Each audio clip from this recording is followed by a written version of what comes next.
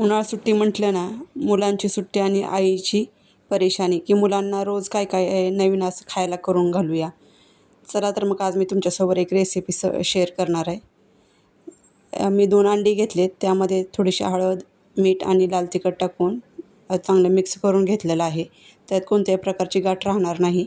नंतर त्यामध्ये कोथिंबीर ही थोडीशी टाकून घेतली, जास्त नाही. नंतर ब्रेड घेतलेत, ब्रेडचे छान त्रिकोणी स्लाईस करून घेतलेत. माझ्याकडे एवढेच ब्रेड आहेत, त्यासाठी मी 2 अंडी घेतलेले आहेत.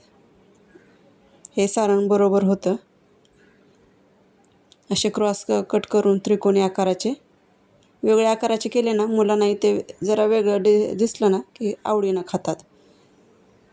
आणि तव्यावरती थोडंसं तेल टाकून ते अंड्याच्या सारणात चांगलं बुडवून घेऊन तव्यावर असं ठेवलेलं आहे.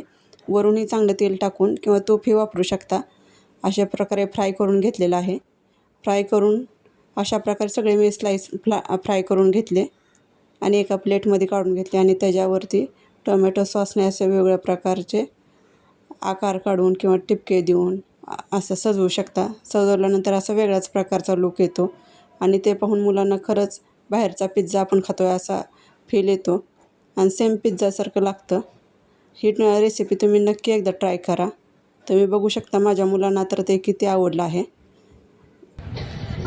कसं झालं आहे, इथं आवडीनं खात आहेत.